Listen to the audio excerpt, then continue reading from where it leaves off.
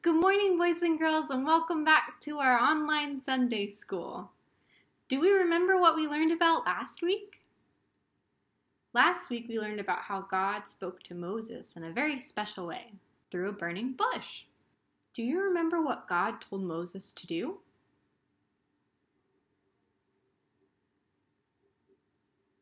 God told Moses to go to Pharaoh and tell him to let God's people, the Israelites, go free from their slavery.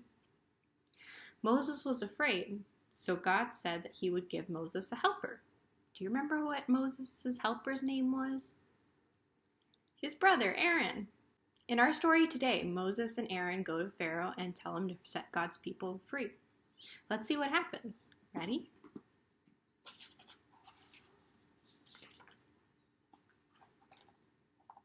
So our first story is the 10 plagues. Moses and Aaron went to Pharaoh's palace. They said, "You must let the Israelites go free. If you do not, God will punish you." Pharaoh said, "No, I do not know your God." Then he made the Israelites work even harder. God was not pleased, so he changed the main river to blood.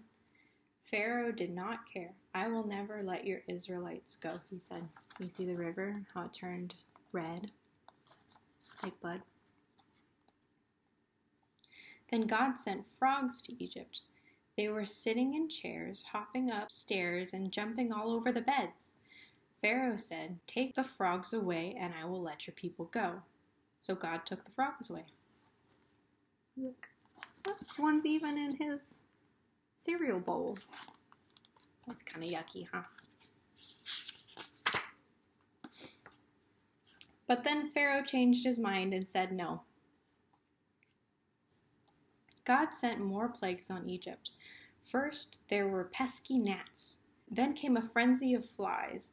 Next, the animals got sick. Then the Egyptians' skin broke out into sores. Damaging hailstorms came. Then a swarm of locusts ate all the crops. Then darkness covered everything. Sometimes Pharaoh said he would let the people go, but after God took each plague away, Pharaoh changed his mind and said no. Moses had one last message from God for Pharaoh. "If you do not let my people go, the firstborn son in each Egyptian family will die." Pharaoh refused to listen, so God kept his promise. Pharaoh finally said, "Go now." That ends our first story, and then we're going to read the second story, the Red Sea. Moses led the Israelites out of Egypt. During the day, God went ahead of them in a pillar of cloud. During the night, God went ahead of them in a pillar of fire. God led the Israelites to the edge of the Red Sea. Pharaoh and his army were close behind. The Israelites did not know what to do. They screamed, "We are trapped." "What have you done to us, Moses?" Moses said, "Do not be afraid. God will protect us." God's cloud came between the Israelites and Pharaoh's army. They couldn't see anything.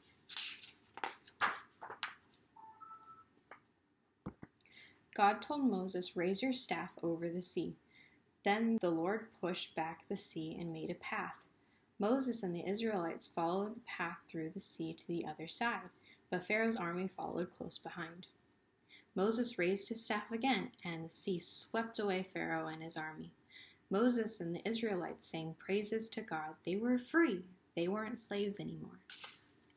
That's the end of our story. At the beginning of the story, what did Moses and Aaron tell Pharaoh? They told him to let the Israelites go free, or God would punish them. Remember? That's Moses and Aaron. What did Pharaoh say to them? No! Do you remember how many plagues God sent to Egypt? 10. Do you remember what they were?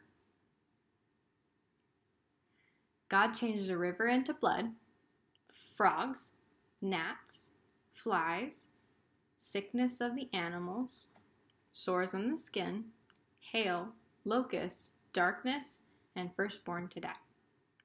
Did Pharaoh let them go free after the plagues? Yes. But as they were leaving, Pharaoh changed his mind again. 10 times. How did God guide the Israelites? A pillar of clouds in the daytime and a pillar of fire at night. What happened when the Israelites got to the Red Sea? God told Moses to put his staff in the water, and the sea parted. The Israelites walked through on dry ground and escaped the Egyptians. Isn't that cool? Let's pray together before we end.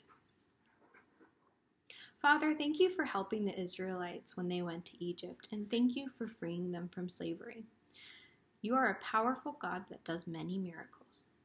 We ask that you help us when we need you, just like you helped the Israelites when they needed you. Amen. Thank you, boys and girls, for coming to Sunday school with me. I'll see you next week. Bye.